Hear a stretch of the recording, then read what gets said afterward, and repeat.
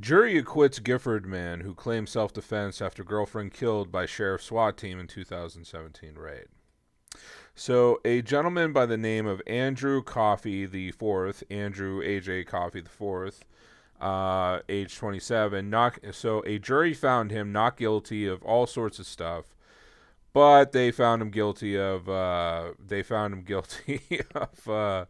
possession of a firearm by a felon, which means that he could be going to prison for 30 years. But what's significant about this is that they reached the verdict that he's not guilty November 19th, 2021, the very same day that Kyle Rittenhouse was acquitted of all of his charges. Now, the liberals like to argue that if Kyle Rittenhouse was black, he would have been found guilty. Well, here is a gentleman of the African persuasion who fired not at rioting protesters but at police officers who had no-knocked searched his who had basically entered his house without his consent or even identifying themselves, shot and killed his girlfriend, and he shot at them and injured one of the police officers, and the state attempted to put this man away for life, and they tried to say that he attempted murder, and the jury found him innocent, which they absolutely should have. What they did to this man was absolutely ridiculous, and I hope juries across the nation find people innocent, people who shoot back at the police when they get red flags. So for when they have no-knock warrants.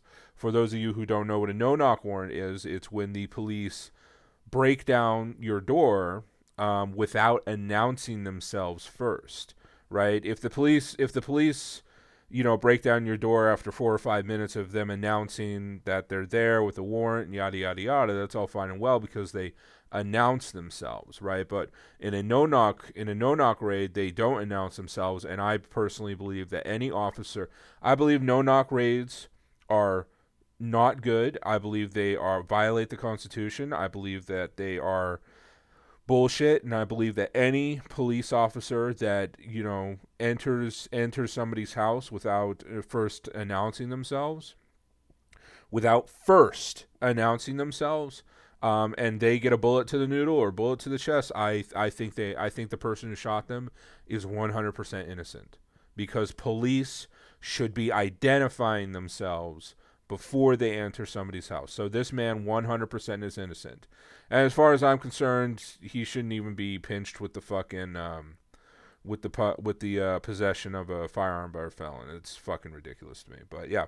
Anyway, so the point is that the liberals on one side are going, oh, if Kyle was black, he would have been convicted. But here is a gentleman of the African persuasion who shot at police officers in self-defense and justified self-defense. And he on the very same day of Kyle Rittenhouse, on the very same day Kyle Rittenhouse was acquitted, he has been acquitted because he put up the self-defense argument and it stuck, and what he did was correct. So there you go. Just in case you have a doubt that the liberals are complete hypocrites and their arguments don't hold water, here is pretty much living proof that if Kyle was black, he absolutely would have been found innocent, just like this man who has been found innocent of these charges. And that the criminal justice system is not inherently racist. Kyle Rittenhouse was not acquitted because he was white. He was acquitted because he did nothing wrong, just like this man did nothing wrong.